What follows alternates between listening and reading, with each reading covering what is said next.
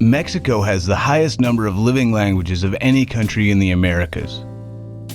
Recognizing 89 indigenous languages and encompassing 68 distinct ethnic groups within its borders, the modern-day nation of Mexico is home to up to 25 million people who identify as indigenous, constituting over 20% of the total population.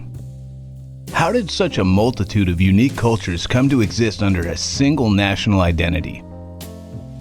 The European conquest and ongoing exploitation of Central America continue to shape the country, even in modern times. We'll explore some of the lesser-known native Mexican peoples, aiming to bring their stories to light. The modern state of Chihuahua is located in the northern region of the country. This area is home to several indigenous groups. Among them are the Tarahumara, known in Spanish as the Tarahumara. Today, about 70,000 people of this group still live in mostly traditional and agricultural lifestyles in the Sierra Madre Occidental Highlands. The name Tarahumara is said to mean those who run fast in their early native language. Innovating a form of sandals called huaraches, they have a history of exceptional athleticism. Due to the distance between settlements and the rough terrains of canyons and mountainous inclines, running was the preferred method of transport and communication. Athletic competitions such as relays involving a wooden ball were known to last hours or even days without a break. Taking running to its extreme, Tarahumara hunters are even known for their skill in persistence hunting, literally running down game such as deer and turkey until the animal collapses from exhaustion. Despite this, meat only makes up about 5% of their diet. Corn, beans, and tamales are staples year-round. Another hallmark of this distinctive culture is tezquino, a fermented drink made from sprouted corn. After being distilled, this beverage is used in festivals, ceremonies, and social events.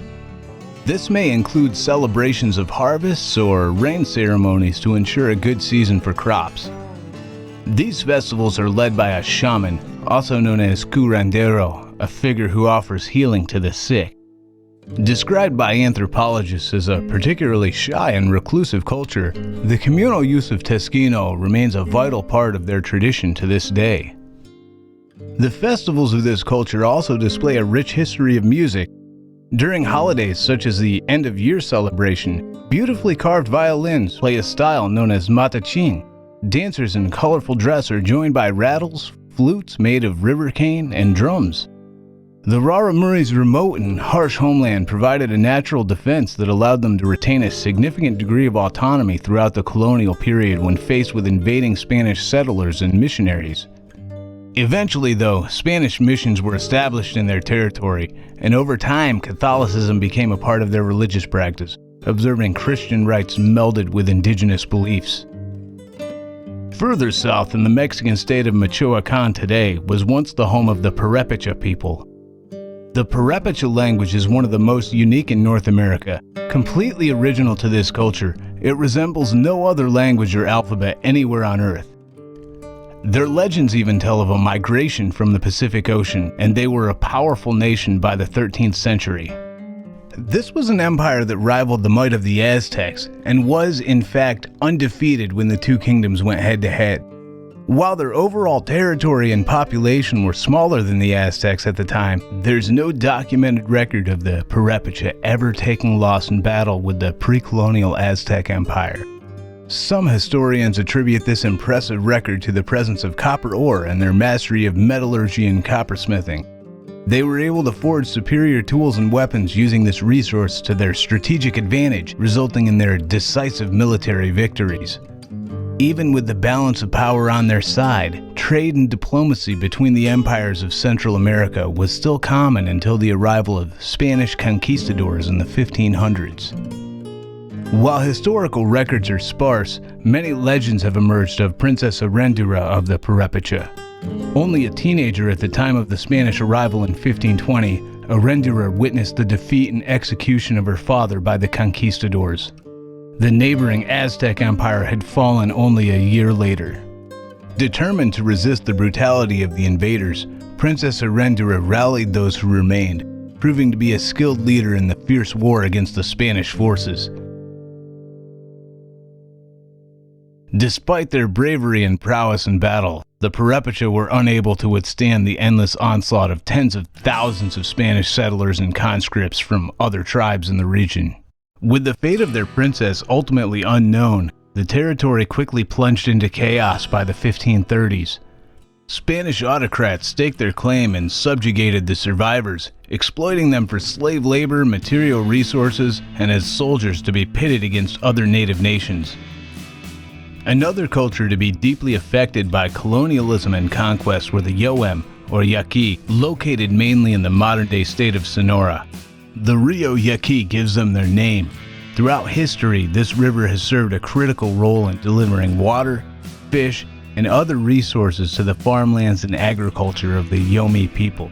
Their story involves one of the most prolonged conflicts in history.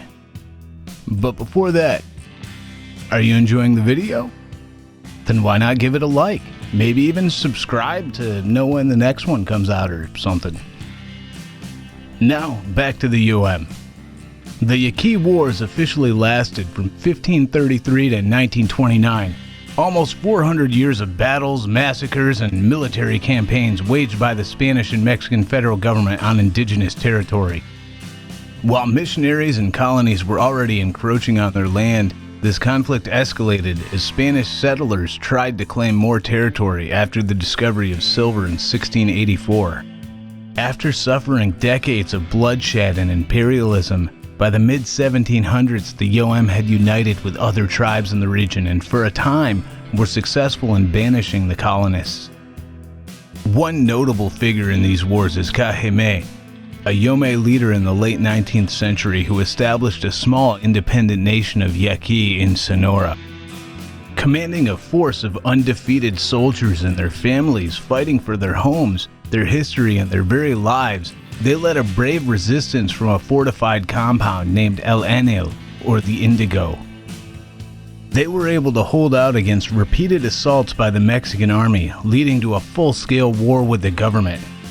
It took the coordinated effort of several battalions to overwhelm and defeat Cajeme and his people in this extended campaign, ultimately leading to the assimilation of the region by the Mexican government and the public execution of Cajeme.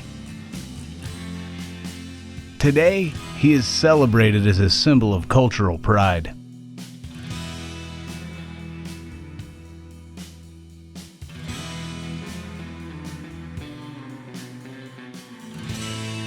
Atrocities and massacres continued to plague the region up to the early 1900s.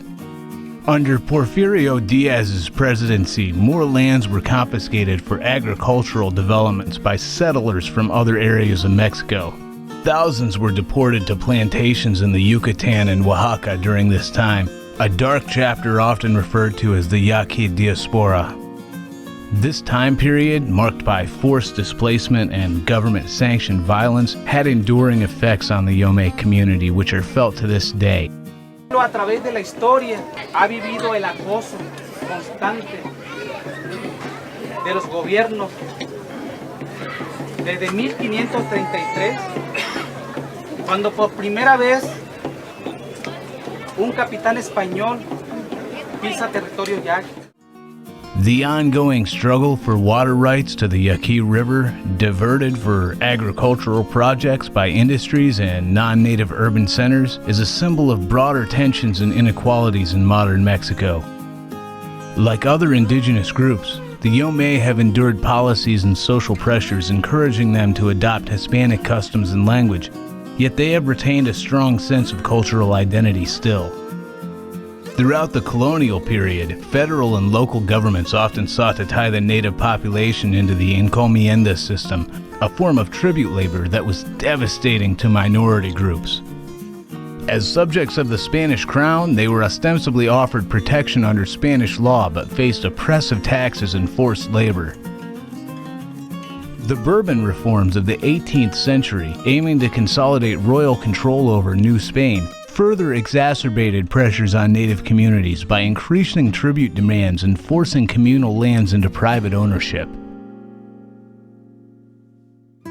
After Mexico's independence in 1821, the status of indigenous people remained largely unchanged.